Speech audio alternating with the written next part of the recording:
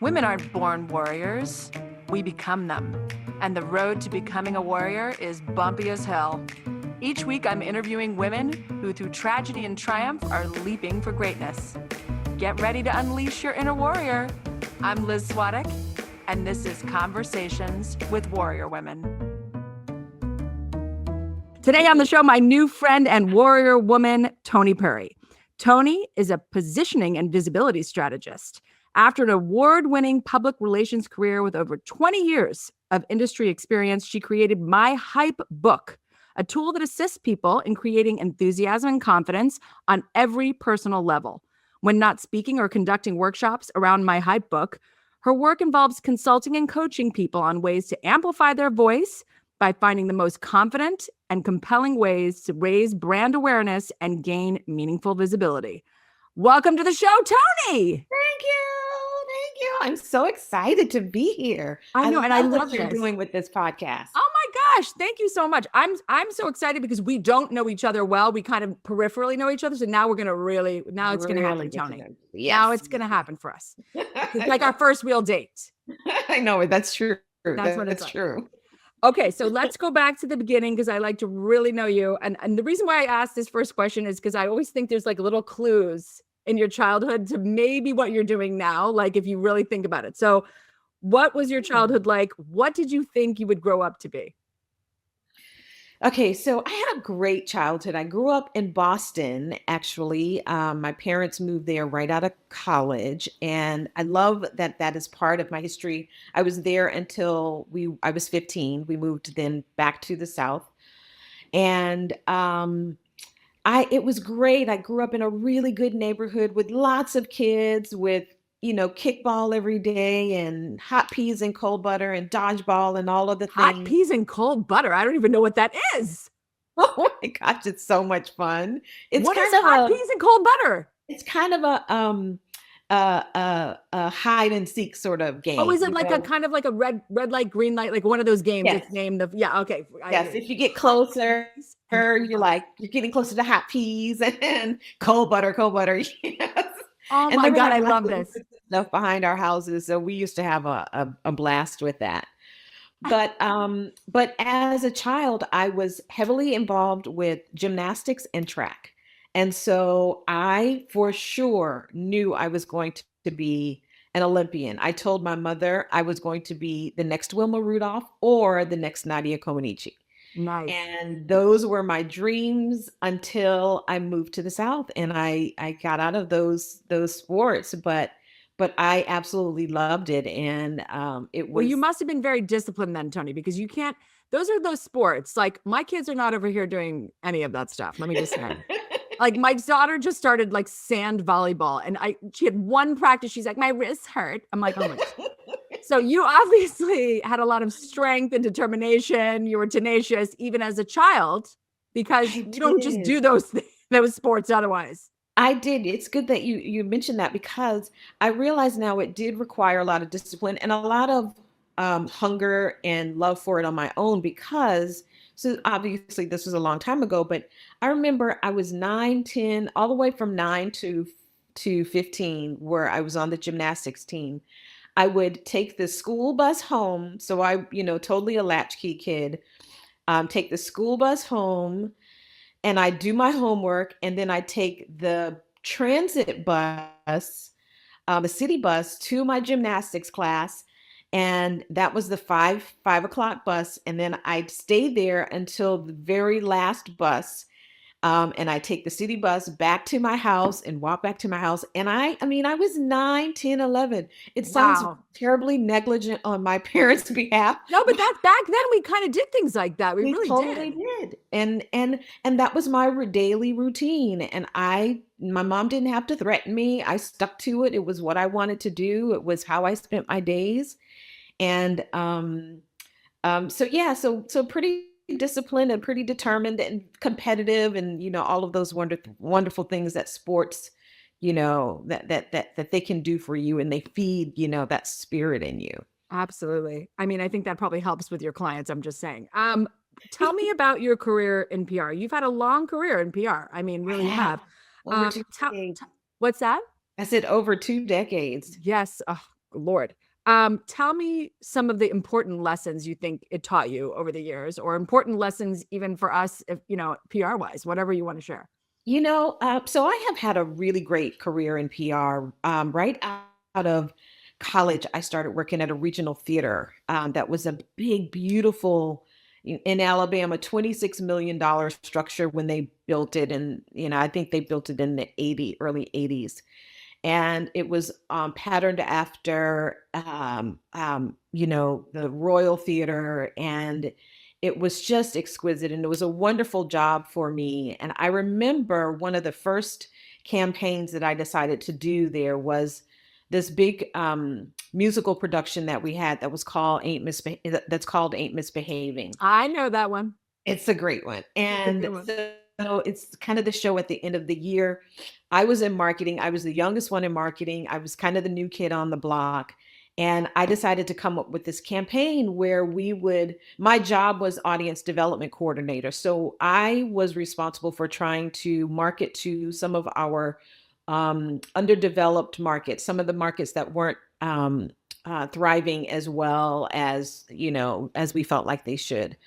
So I went out to speak to all of these social groups and invited them to come in for this big event where we'd split the ticket sales. So we'd get, part of the ticket sales and they could use it as a fundraiser for themselves. Introduced that to my boss. She loved the idea. It was a big, big hit. But it took me like about 7 months to plan, before it would happen. So I remember I'd sit in marketing and everybody else would have all of these great ideas about the different campaigns and things that they were doing. And I was always, yeah, I'm working on the Ain't Misbehaving event. Yeah, I'm working on months and months and months and months.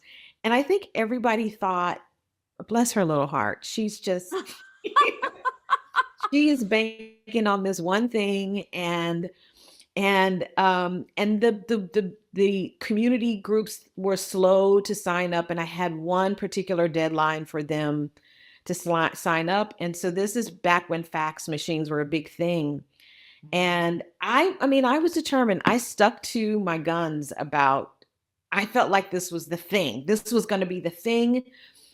And the day of the deadline for everybody to fax in the number of tickets that they wanted to secure, the fax machine was blowing up off the chain. I mean, we could not. I remember the person whose office was right outside the fax machine. She called and she's like, somebody needs to come down here and tend to this fax machine because it keeps going off. And it was just one of those big lessons for me that I could bet on myself. And it was a good thing to bet on myself, my idea, even though everybody in the marketing department was just it felt like they were really just sort of placating me and really sort of bless her heart that she's, got this little grandiose idea that's really not going to work, because they knew the market pretty well. And even my boss told me, she said, she's like, if this doesn't work, I was in your position before this position, and I know that market and it can be very temperamental. So I want you to manage your expectations. And I'm like, it's gonna be great. It's gonna be a hit. It's gonna be a big hit.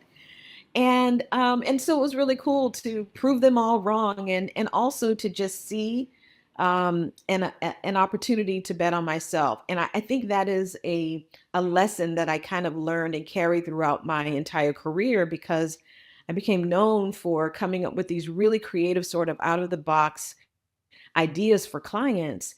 And even they would sometimes be a little gun shy about, do you really think, and I just would convince them, we can bet on ourselves. This is something that we can do. I know it's going to work. And sure enough, I've had a whole career of a lot of those things coming off really, really well. And I think that's a big lesson that I learned from PR and have carried on, and even in my personal life. Yeah. So you have good instincts. Yes, I would say good, and a very a very creative imagination when it comes to That's great. what's possible. So suffering from major burnout, you decided to close your PR agency after 10 years and find a new path of fulfillment. And you tried for 2 years even to just shift things and restore your passion. I know this story. for the company you'd built, but you knew you were meant for more. So you had to move on. So tell me about that time, because here you are, Mrs. Instinct and Magic. Everything's kind of going well for you. And yet Right. you're like, I'm done here. I don't I'm want to do done. this anymore. I don't want to do it anymore. That was a tough season for me. I started my agency in 2007 at the beginning of the big financial crisis and recession. We soared. We did really well. We won lots of awards. The lion's share of we were a generalist PR agency, but the lion's share of our business was in hospitality and tourism. So we represented luxury hotels and destinations and high-end shopping plazas and all the fun, lifestyle stuff. And I had a rock star team of employees, and I had an impressive roster of clients. But around year 8, I really was just completely uninspired. There was no challenge to my work anymore. And I was burnt out, and I think I made some decisions that weren't so wise that caused me to become really burnt out because I was trying to do all the things and trying to grow, but also manage my growth so that I could keep my hands around everything. It was a lot, and I felt really bad that I didn't want to do that work anymore. I mean, and I couldn't tell anybody because, I mean, my job was inviting journalists to 8-course wine pairing dinners, and really fun, exciting things like that. But, it was still work and I was just over it. So for 2 years, I did. I tried to shift it. Okay, we're going to focus into, more production, or we're going to focus into more. I mean, I tried everything and I just could not find a love for what I was doing. I would lay in my bed and think, "Oh, I think I have a sore throat. I really don't want to go into the office." My own Anything. beautiful creative office space. I didn't want to go in. And so I finally decided, to scale back on the business. And I'm at home.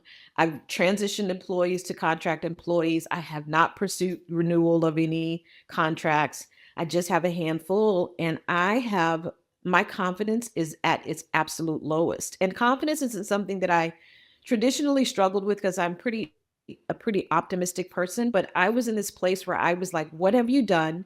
You had this beautiful, amazing office, and now you don't have that anymore. You had these great employees that were really good. Now what are you going to do? And my challenge was I didn't want to do that anymore, but I had no clue what I wanted to do next. It's one thing to say, I'm not doing this anymore because I'm going to do this. It's Oh no, another thing to going say, off I into don't the want to do unknown that. is like going to hell. Of course. Exactly. Yes. I have no clue what I want to do. So I felt like, a real loser. And then I also realized having an agency was a mantle for me. I was very proud about that. I don't have any kids, so the company was my baby. I called it my baby, and now I didn't want the baby anymore. So I'm walking through the living room. My husband is watching a documentary about Muhammad Ali, and I'm captivated by his confidence. I am trying to understand, how did this man maintain his confidence in the face of defeat? How did he maintain it when the country despised him because he didn't support the Vietnam War? How did he maintain it even when he was stricken with Parkinson's disease? Every image that you can think of, if you close your eyes and think about him, is a man of confidence. And a couple of clips later, I see Boudini Brown, his hype man, his corner man, right before he's going into a fight, in his face, ardently yelling, reminding him of his wins, his knockouts, that he is the greatest, he's the champ. And my thought is, man, if we all had a hype man, we'd have that kind of confidence as well. And Liz, in that moment, I thought, I need to make myself a hype book. And I keep journals. I buy journals all the time and keep them stored. I grabbed a journal off my shelf, sat in the middle of my living room floor, cut out pictures, and wrote in great detail for 2 days about my wins and my gifts, my talents, all of those things that made me personally proud, not what society says is great, but what made me feel really good. Everything from big accounts that we had won to pro bono work, because my agency, for the whole 10 years, we take on one nonprofit and represent them at no cost for an entire year. And running the LA Marathon. I mean, just those things that made me proud. And within 2 days of doing that, there was this ascension of confidence that rose up in me because I was now looking at myself through my success lens versus that really harsh critical lens that I think we spend so much time, Yeah. Oh, yeah. doing. And a girlfriend sent me a text message during that time, and she's like, "What are you doing?" And I said, "I'm making a hype book." She's like, "What's a hype book?" It's the best thing ever. It's when you sit down and really take inventory of who you are and your gifts and your talents. And she's like, "Toni, that's amazing. Everybody needs one." I'm like, "Kim, I know. That's why you need to do it." She's like, "Oh my gosh, no, She's like, Toni." no, you got to make me one. I'm not making my own. Exactly. That's what I would You say. need to write that book. Yes. And that became that next thing for me is 9 months of writing what became my hype book. And it's a guided motivational journal that really just walks you through the process of taking inventory, because we accomplish things, especially as women. And I know this was me with my agency and all of the work that I've ever done. And then we're on to the next, and then we're on to the next, and you're on to the end of your A type. You have 5 lists of things, I mean, a minimum, Yes. that you want to accomplish. And you don't take time to celebrate those things because you're on to the next one, and you're on Yes. to the next one. But now if you mess up, or you room it, or Oh, then you're going to kick your own butt you for 6 fail. months. Yeah. Exactly. Or longer. Yeah. So this is a way to kind of a tool that I use that helped me shift how I saw myself and how I was looking at myself, and putting a little bit more of my, you know, my badassery in the forefront of my mind, and a lot less about, how I may have been beating myself up over things that didn't go like I wanted them to. I mean, I think that is so brilliant, and I'm going to get this hype book because I need one. You say entrepreneurship can really create this insatiable desire to prove ourselves. And Ugh. that seems like it's fuel. Like I definitely have that, and it feels like fuel, but it does need to be managed with restraint. You're right, because you had this ambition, but we don't give ourselves grace. We don't celebrate. We don't give ourselves credit. How can we give ourselves that? How can we give ourselves grace and credit for how far we've come and get off our own asses? Right. Honestly, I think and this is what I've had to learn and teach myself, is I have to be in the practice of really taking time to commemorate those things that I'm proud of, whether they're small or big things. Whether I checked everything off my list today and I feel really good about that, then, I deserve a glass of wine tonight to celebrate that I did this. And this is different. It's a difference between, when I say celebrate, I really say, how do you commemorate that thing? How do you make a moment of it? How do you really sit in it and think about it? Because we are so quick to be on to that next thing. It is a way, like, let's say you get you get a big name person on your podcast. I'm not calling you to say I want to reward you. I say, girl, let's celebrate. We are going out, and I'm going to buy you, the best martini, and we're going to celebrate, because we want to make a moment of it, so that then you are remembering yourself for that accomplishment more than you are remembering the no's that you may have gotten when you reached out, for somebody to be on the podcast, or, and so it's getting in that practice of, how am I really taking inventory of those things, as well as I'm giving myself grace when things don't go so well. My husband used to say, "You need to let yourself off the hook." And I'm like, "I don't, what does that mean?" And he's like, "You belabor this stuff. Get over it. It happened, move on." And I couldn't understand it, but I remember he'd do something and he'd say, "I'm sorry." And then he'd move on. And I'm like, he's not sorry enough. He needs to really feel really bad about it. But Yeah. I've learned to really appreciate that He just he lets it go. he lets it go. He's heartfelt in his regret around whatever it is that maybe didn't go, but he moves on. Now, my husband is an actor, and so there was a ton of rejection, Yeah, and he's his he's PR like an expert. I'm Mr. Moving on. I can't, he's like, "Toni, I can't afford to dwell in that thing that didn't happen the way I wanted it to. You have to move on." And Yeah. so I have him to encourage me. And I think it's good to have those people. I call it your hype tribe, those people around you that help to remind you, one, how good you are, two, to see yourself, and then to say, I have one girlfriend who would call me. She's like, can I just give you permission to let that go? And it was something about her saying that I'm like, "Oh, Yeah, I'll take that, you know. Yes, thank But you very sometimes much. Thank you so much. exactly.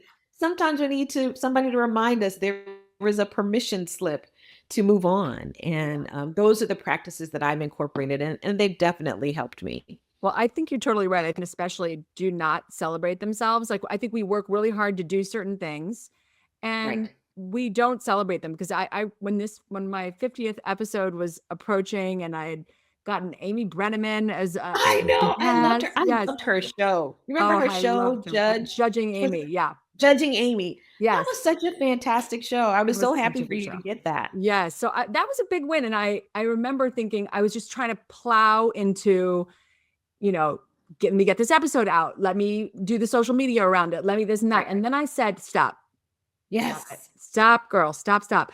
And I put an email out, an evite to all the women that had been on my podcast, all the Oh, women. And I said, let's have a party. I love it. And we That's how got you do it. that. And we got on Zoom. And the best thing for me is connecting women. That is like my favorite thing in the world. So that it was like fun for me. They were like, oh, well, let's toast you. I'm like, well, we can toast you, but this is really fun for me. So I had everybody give me a fun fact. Mhm. And then I introduced them with their fun facts so it would be something really memorable and funny and good. I love And it. you should have seen what happened. I mean, the Carrie from the Cancer Cartel said, here's what I'm doing. I'm trying to pay for people's expenses because cancer is really expensive. Forget the Mhm. medical bills. How are you paying your rent while you're in the hospital fighting cancer? Who's paying your rent? Mhm. And people were like, I'm donating. I mean, I had love it. people, you can come on my podcast. I'd love to help you. I mean, they were just on fire, connecting, Wow. collaborating, getting each other's emails. I was literally near tears because they're all so powerful. And I'll do another one with your set of ladies too. I love It it. was so incredible to see these powerful women. None of them even does remotely the same thing. I love it. And it Oh, I was love that so it much. was so, and there was one woman on that I love so much. Her name is Dr. Fran, and she is 65, and she was hilarious because she said, the audaciousness of these women. She was, that's the only thing I keep saying. I love it. Audacious. She just couldn't get over it. And then everyone, of course, fell in love with her, you know? So it was just so amazing. The whole thing was, but my point is, hello, I could have just That's how let that you all do go, it. right? I could have just done what I was supposed to do. My social media, contact Right. Amy Brenneman, who's a doll and is so sweet, and say, hey, can you, promote this too? All the things, and just left it right there. And Right. maybe said to her girlfriend, oh, yay, cheers, 50 episodes. No, Or I could have marked been it. like, okay, now my goal is 100 and not even taking the time to do that. I am so stinking proud of you for doing that because that is how you do it. And that's how you keep yourself in this place of realizing how much you're doing, the impact. I mean, that was huge because you could look in that Zoom room and say, well, I did that. Wow. Yes. I saw that in these women and they are seeing that in each other, and I am the person that made this room possible. And that is, we get bashful and want to be modest. There's a line in my book that kind of has helped people to get it, that says the presence of humility should not mean the absence of personal accolade. Ooh, I like Right? that. Yeah. It's okay to pat yourself on the back and say, these women are here because I did that. Yes. That's a great thing. But You're it's not funny when you taking mark the away occasion like anything. that, just like you're saying, I felt it. Yes. I felt it tangibly. It wasn't Yeah. just like when people were saying, a lot of people said to me, oh my gosh, congratulations. I saw you put on social media. It's so great. Text me. Good. Yeah. You're amazing. Toast me. You're great. And I was like, awesome. Thank you. But until I did that, because you have to Yes. kind of also, I think, find your own way to celebrate because it For means sure. different things to different people. Don't you think? Yes. Oh, it does. There's another section in the book. Now, when I tell you I was so thoughtful about this, it took 9 months to do it, but there is a page. I started thinking, how do people celebrate themselves?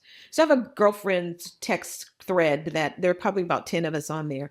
And I reached out and I'm saying, hey girls, I'm working on my book, and I want to know, how do you celebrate yourself when you do something really good? And it was crickets. And I'm like, why are they not responding to me? A couple of days later, and I'm like, hey, you Hello. guys, just want to ask again. And then one said, oh my gosh, Toni, I don't. I don't do that. And then they started chiming in, they don't. So then I thought, let me go over to Facebook and ask the question. I go over there, very few people responded saying they did anything. So then I started asking, how would you celebrate yourself? And that's where I came to understand the difference between reward and celebration, because a lot of them said, well, I reward myself by, I'm like, nope, we're not talking about reward. You don't reward your child for turning 10. You have a celebration. um, so we're talking about celebration. So I asked, what are those things, and got, kind of a little survey of what does celebration mean for you? So there's a little section with all of these suggestions on ways that you can celebrate. My husband's like, I get a good cigar, or buy a nice bottle of scotch. And some is like, I sleep in. I give myself permission to sleep in and veg out, all day. And I love the train. And so my thing is getting on the train. And that's my, way of escape and treating myself and just being in the moment. And it was nice to see all of these different ways, but you're right. It's very different to each person. But back to your hosting the event, I bet you walked a little bit taller. Your shoulders are rolled back that much, your chin just that much higher after doing that, because you got a chance to see yourself. Oh my gosh, this makes me want to cry thinking about you doing that, because it's so, so, so important. I'm so proud of you for doing that. It really showed me something else too, because I loved it, right? But I knew they loved it. And when they were emailing me, and they all said the basic same thing. They said, the women in that room blew my mind. Yeah. Yep. What a community you have built. Yeah. Oh my God. Thank you for having me there, just to be in the room. Half of them were just sitting there, just stunned, while the other ones were talking. And I thought, this is what this is about, is bringing this podcast to people and saying, Toni just said that celebrating and reward, that's different. Wait a minute. Like, I want women to come away and just think, I'm not thinking about this right. Or like, I am motivated, or I am going to use that story and I'm going to do it. So you're right. I think it is really one of those things where at the end, I was really so thrilled and felt so good about all the work I've done. It kind of, like you were saying, re-energized me, like to keep going and keep doing all the things. Yeah. But it was amazing to see that they felt the exact same way. I know. Here's the thing too. I will tell you, this is another thing that I've learned. It's infectious. When they see that in you, that I know all of those women walked away feeling celebrated, feeling a part of something good. And that carries on. There's a ripple effect, to that kind of enthusiasm and exuberance about something that you've done. I remember when I ran the LA Marathon, it was so exciting for me because, you put your name on your shirt so that people can, encourage you when you're going. It's so cool that how many people were cheering me on for doing this. I mean, Toni, you can do it. Keep going. You got this. And it's that thing when people see you and you've got this momentum and you're trying and you're out there celebrating, they get excited. They start jumping around. I mean, if you go into a room and you start clapping, you're like, people are like, what? They'll start clapping too. They don't even know why. I don't even know why. They want to get in on the celebration because it's a good thing. True. It's so true. It's catching. Tell me about your work as a positioning and visibility strategist. I kind of want to know, well, first of all, what kind of you do for people? And then also, how can people work with you? We're all buying My Hype book. We know that. That's just step one. We're all getting the book, Hello Warriors. We'll do a special code for warrior women. Yes. Really? Special code. Yep, I am. Okay, look in the show notes for the special code to get your Hype book. Okay, I love a discount code more than I shop at Marshall's. So can you tell? Me too. We're sisters. Okay, but tell me about the work you do and how can people work with you if they want to work with you? Okay, so I find myself working with a lot of people who are either pivoting or they're launching something new, or they're just wanting to give themselves permission to do something different. And they want to find the best way, not only to do that, but how do they position themselves as an authority in the space where they are? A lot of times I think a lot of us are from the generation that we just kind of let our work speak for us. We weren't the ones that were out saying, I did this, So it is a combination of, if you are going to do this thing, how do you build it so that, one, you are seen, you are recognized as the authority that you are? How do we find the most confident, compelling, and creative way for you to step in the spotlight of your success so that you can be recognized and attract the kind of clients or customers, that, or audience that you're trying to do? And it's that we create sort of a roadmap. It's very customized to what your goals are and where you see yourself and how you see yourself out there. But looking at what are those ways that would be most beneficial to you. Is it that you write a book? I have a client that we're working with her to write her book right now, and it's so much fun. And in addition to, so we aren't just writing I'm not just helping her write the book, but we're building a brand around it, and we're building a platform, because, as you know, you can't just write a book and that's it. There has to be a lot more that props it up, and also taking advantage of the opportunity for yourself to leverage it for business and new opportunity. Yeah. Is it to launch a podcast? Is that the way you insert your voice into an industry? Is it for you to start speaking? What are those stages that would allow you to reach the audiences that you want to reach? So we look at that positioning piece, we look at that visibility piece, so we look at, what are the best ways for you to get out there as an authority in your space, so that you're recognized for the expertise that you bring to, the target market that you're trying to reach. It's been the most fun work for me because I get to use all of my PR, experience, as well as what I've done with this book over the past couple of years, because a lot of women don't know how to, and I work with men too, but mostly women don't know how to step in the spotlight of their success. They don't know how to own that I did all of those things and I'm worthy of being, featured in that publication or that magazine, or on that news show or that podcast. A lot of them don't even think, what's that statistic that said men will apply for a job with 60% of the Oh, qualifications, but women, oh, we've please. got to check every box and be past 100%. Oh, I did a whole podcast episode on that called Tap Yourself on the Shoulder with Dr. Serena. It's the #4 listened to podcast for that There, exact reason. Because I men will believe. be like, you know what? I think I'm going to run for president today. Right. And they have Exactly. had no experience at all. I'm not going to mention Right. any names. And then, but people, women will be like, I can't run for president. I Right. haven't done this, Right. and 40 other things that you Exactly. don't even really need to be president, by the way. But we just are going Exactly. to hold ourselves to such a standard that we won't even put our hat in the ring. Won't even put our hat in the ring. Crazy. So what I do in this work is help you to realize how you put your hat in the ring and why you're worthy of putting your hat in the ring and why you're worthy of those stages. And also really just thinking out of the box on what are those opportunities that are going to garner the kind of visibility that's going to be of benefit to you. I never subscribe to all publicity is good publicity. That to me is not realistic. I think you want to be intentional about getting yourself out there. You want to be intentional about where you are seen and how that really works for you and the goals that you have. So it's a little bit of coaching, it's a little bit of advice from an Strategy. entrepreneur standpoint. Yeah. A lot of strategy involved in there. And then just guidance on, how do we navigate this and bring this thing to fruition. And it's been exciting for me because I love building things and I get to be a part of helping, all of these individuals build the thing that they're doing. And I've also been from a child, I was that person that if there was a new ice cream shop that was really good, I wanted everybody in the neighborhood to know about it. And I wanted my mom to pack everybody in the car to take us all there so we could all, go there together.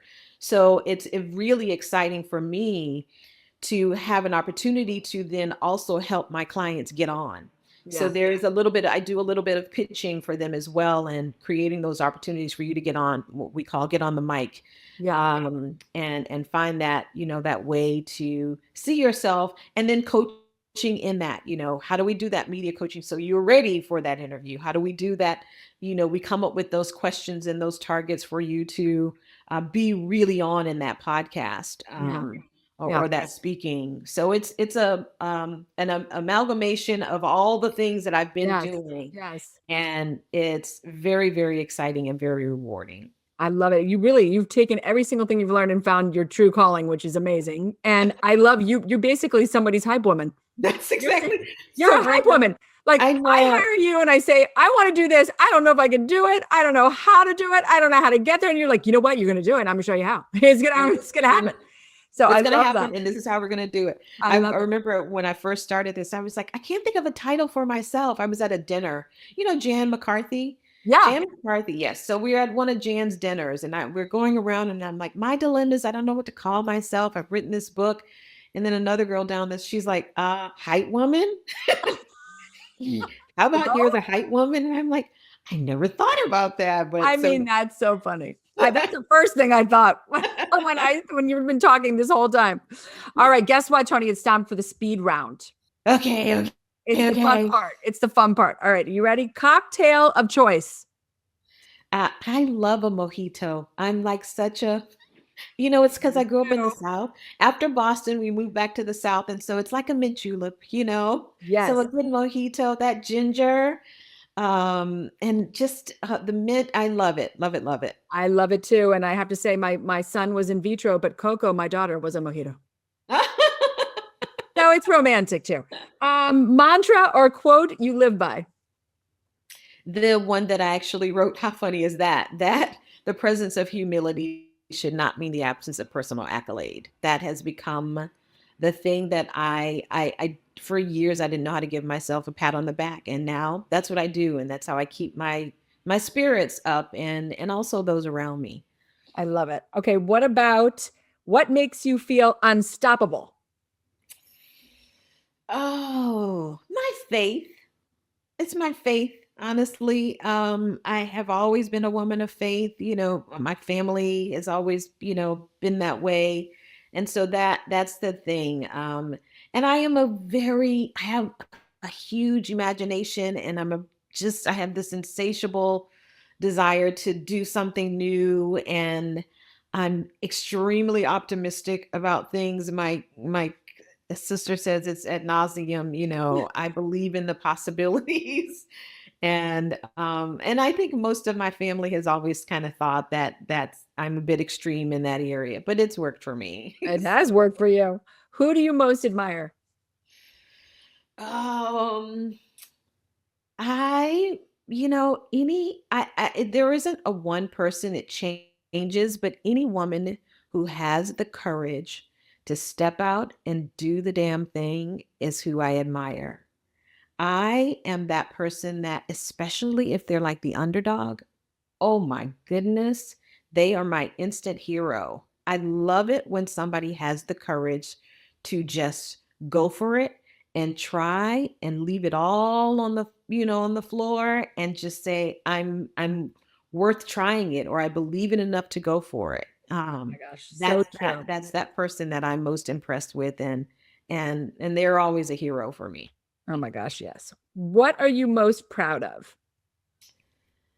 I am most proud of, I'm really proud that I had that agency for 10 years. I'm really, really proud that I did that. I felt so much shame around giving it up after I did, but now I look back and the things that we accomplished for our clients, the teams that I had, the employees that worked and what they went on to do. I was really big on hiring people right out of college so that I could really kind of groom them to operate in the same excellence that I felt like I did. And to see where they've gone on, the things they've gone on to do, I can look back now over those 10 years and say, I did that, and I'm extremely proud of that accomplishment. But it took me a little bit to get to that place where I could look back and say it was all a good thing, as opposed to picking apart all the things that I felt like I could have done better. Well, the letting go of that, I mean, has led to your ultimate joy. So, I mean, that's just, that's such a lesson to me that, you know, I had a girl that come on the podcast. She talked about the life affirming joy of quitting, Kanor Bahal. I don't know if you know her, but she said, well, not doing something is a choice. Yes. Like if you had just stayed, right? Right. That's a choice too. It's a And a lot of people think, oh no, I don't want to leave. I'm just going to stay here. Well, staying there is a choice. So you could have kept yourself there and beat yourself up and had another couple of years go by, then you'd be Right. really mad. Yeah. Right? Yeah. So it's amazing that you were willing to let it go and all the joy that it's brought you. I really am impressed by that. What's exciting you the most right now? The end of the pandemic. Yes. I'm seeing the light at the end of the tunnel. My husband and I are vaccinated, and we had a date out at a restaurant the other night, this Girl, past weekend. We took the top down, and I was feeling like the most liberated woman. I saw that Instagram post. I saw you in your convertible. That was so cute. Oh my goodness, we had the music on, all old school stuff. We were just feeling the freedom of the moment, and it's really not after being, I mean, we were really disciplined about staying hunkered down. We were stuck at home. And it wasn't so horrible for us. I mean, it was an incredibly emotional year, but to just be out and see people out and about, that is exciting me. I'm like, it's so funny. I hadn't been out and driven in a while, and I was driving down the 405 and the traffic is kind of heavy. You know, that used to drive us bananas. I'm like, it's traffic, and I'm kind of like waving at people in the car next to me. My husband's like, what are you doing? I'm like, it's just there are other Hi, people. people. Sing hi. I know. Do you see the people in the South? When you pass people, you wave, you say hello, hi, how are you? You don't do that so much here. I have been saying hi to everybody that I see on the street. So that's exciting me right now. I love that. I love it. Thank you so much, Toni, for coming on today and sharing Oh, all thank your you for awesomeness having and your me. wisdom. Thank you. I appreciate it. This has been a blast. I have been such a fan. I love, love, love what you're doing. It is heartfelt. It is a riot. It's a great time. And I hope I'm excited for your next 150 episodes, because I can see people lining up to get on here, because you're doing a really, really amazing thing. Thank you so much, Toni. You're so amazing. And you know what? You can catch Toni also on Clubhouse. I've been doing a lot of Toni events on Clubhouse, so you can find her there too. Just a Yeah. word to the wise. Okay, everybody, thank you for joining me today. And remember to subscribe on iTunes, Google Play, or Spotify. And if you enjoyed the show, please leave us a review. This is the Conversations with Warrior Women podcast with me, Liz Svatek. Remember, every woman has a story. You just need to ask her. Bye, everyone.